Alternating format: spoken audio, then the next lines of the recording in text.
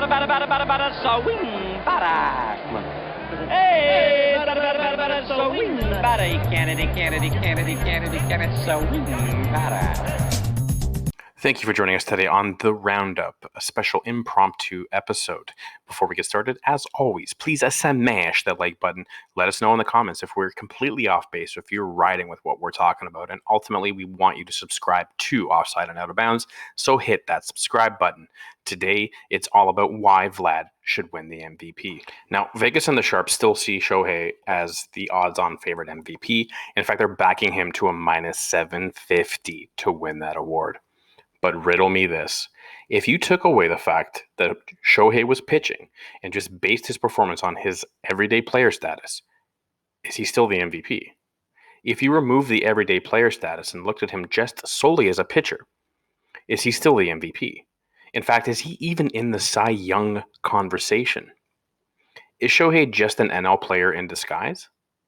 Now, there are some pitchers in the NL who can absolutely rake, and if they were pitching and playing every day, they could potentially put up some pretty big numbers. Now, we're not discrediting anything that Shohei has done this year. He's had a good year. But the fact of what he's doing right now, does it completely envelop and swallow the monster that is Vlad Jr.? We don't think so.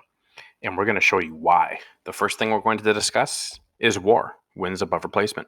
Now, WAR measures a player's value in all facets of the game by deciphering how many more wins he's worth than a replacement level player at the same position.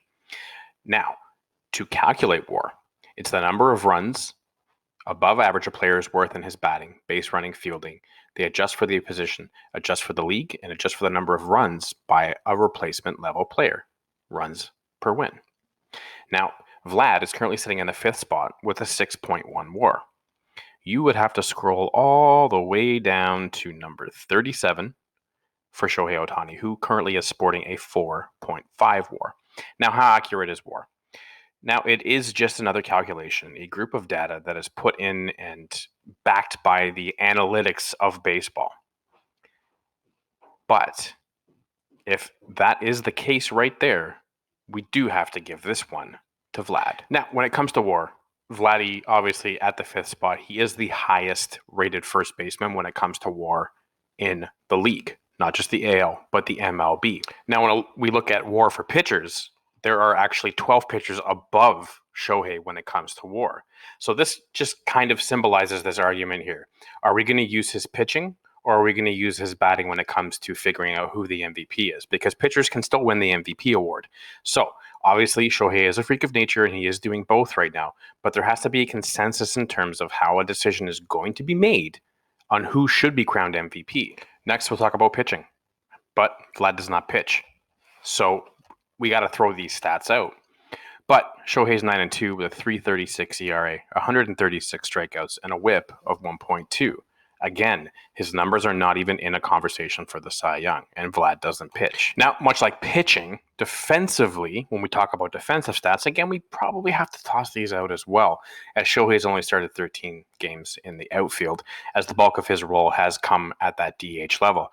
Now, with Vlad, he has started 116 games at first base, does have a .993 fielding percentage, and had one start at third base. But, again, we got to toss these stats out the window. Okay, let's talk offense because this is where the bulk of the argument is going to come from.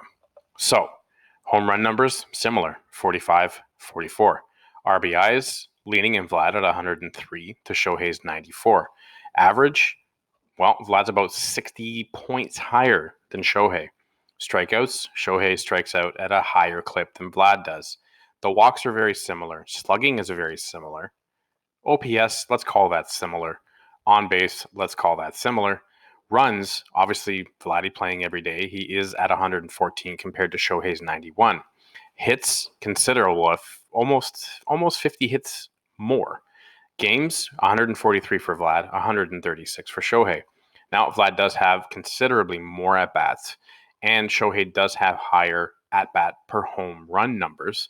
But when you look at the strikeout percentage, obviously a lot higher on Shohei's side. So a lot of analytics and pundits are going to tell you that we need to include Shohei Ohtani's pitching numbers when making a consideration for MVP.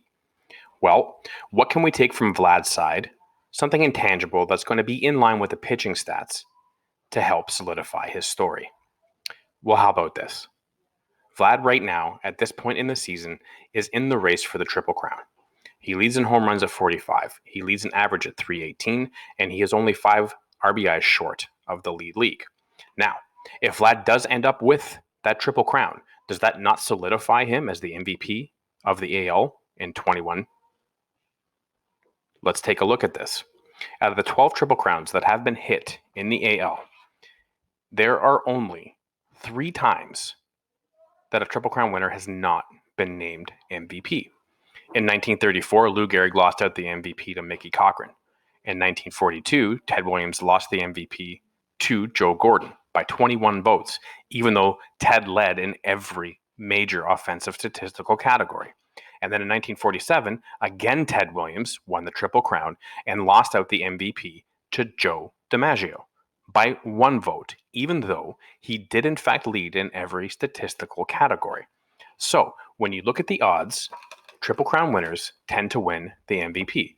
Most recently in 2012, Miguel Cabrera won the MVP as well as winning the Triple Crown, and he did beat out Mike Trout, who was only in his second year of full play. So for us here at the Roundup, we can tell you this. Look at the numbers, look at the WAR, look at the impact on the game right now. It's very hard for at the end of the season, if Vlad does hit that Triple Crown, that he's not named MVP. Shohei has had a good year. He's a pitcher and a DH. But there has to be a line drawn in the sand as to what numbers we're going to use to decide who wins the MVP. Now, regardless of what side you are, whether you're the MLB will take care of the voting. We can all come. There's not much we can do about that. Middle, and agree on one thing: Vlad can win the Triple Crown. Is nothing, obviously, but hopefully for baseball. Cement his ability. The fact that we can have an argument, the MVP, a constructed argument, a disagreement on who should and who shouldn't be the MVP. It's good for baseball.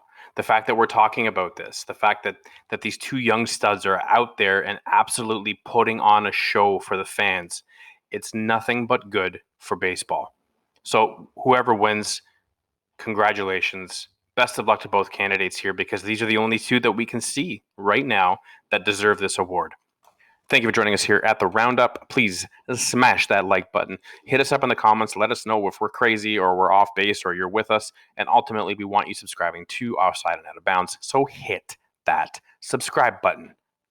We're going to be back real soon to talk about the next series with the Blue Jays. We hope to see you there. And we're going to see you real soon.